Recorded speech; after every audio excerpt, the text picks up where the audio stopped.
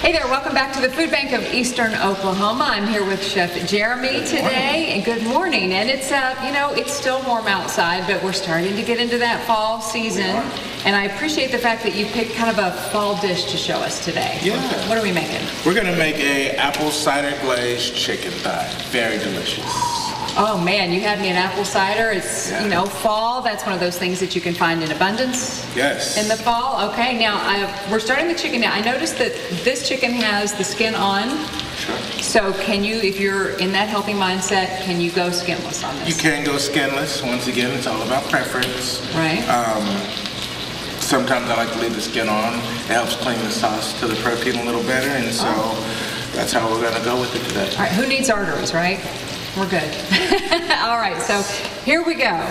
Okay, so we've already started with our chicken. We're searing it in the skillet just to start the cooking process. Okay. What we don't want to do is when we make the glaze, we don't want it to burn at the bottom of the skillet, but we also want our chicken to be cooked all the way through. So I've already started searing the chicken. We'll give it a little turn on each side just to make sure it's brown and started cooking.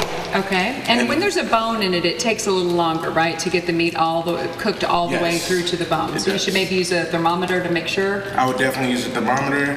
You want to get 165, but because the thigh is usually the fattiest part of the meat, I like to go to about 170 and let it rest just to make sure. Some people don't like that thin line of red in between where the bone and the meat is, so 170 will for sure get you there. 165, it's ready. All right. 170 is it for sure.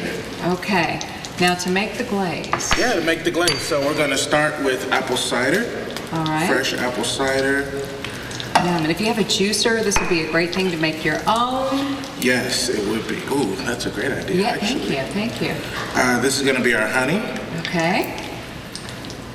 Looks like just about a tablespoon. Just about, a tablespoon, maybe two, once again, depending on how sweet you want it. I did use natural apple cider, so it doesn't have any added sugar or anything, so the honey is gonna kick it up a notch. Okay. One of my favorite ingredients of all time, Dijon mustard. I use it quite a bit with my recipes. Okay. Yeah, about a teaspoon of that. And if you don't have Dijon, it tastes better with Dijon, but if you don't, yellow mustard will work in a pinch? It tastes better with Dijon. Yellow mustard will work in a pinch. I throw a little bit less. Okay. This is gonna be our garlic. Okay, and what did you pour over the chicken there? Was that just oil? That was the oil. Just to make sure it doesn't stick? Get it crispy. Okay. And then we'll finish with a little thyme. Okay. Well, fresh thyme, if you've got it, it's always going to be best. I'm assuming this came from your garden? It did not this time. Oh. We've picked all of the harvest already. Mine is looking pretty puny right now. Yes, there's a few tomatoes left out there, but all the herbs are definitely gone. So we're going to give this a quick whirl, get all your ingredients coming together. Okay. Now, when you cook with honey, I know it's real easy to scorch. I know I've tried it on a grill before, and it always ends up like blackening the chicken, and the kids think like, oh, it's burnt. But it's just, honey's one of those things that will turn black in a skillet or on a grill, correct? Yes, good caramelization on there. And so I'm gonna flip that chicken back over. All right. Nice and crispy. And as you see, we got some bubbles. For time's sake, I would like it to go maybe 3 to 4 more minutes just to start bringing the ingredients together.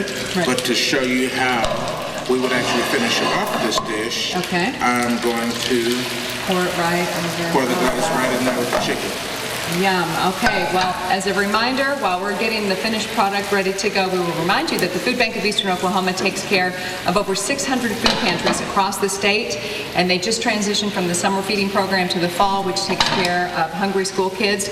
So when you support the Food Bank of Eastern Oklahoma, you're supporting kids right in your community who may struggle with food insecurity, and others. So, all right, here is the finished product. Oh my gosh, did you garnish that with some little apple pieces? I did. How beautiful. This looks so fancy. Thank you. And it was easy. All right. Well, if you missed any of the ingredients and you'd like to make this for yourself, I'm making this for dinner tonight, just so you know. You can check out Food Bank of Eastern Oklahoma's website, or you can link to it from our page at FOX23.com. Thank you so much. Thank you. Glad to have you.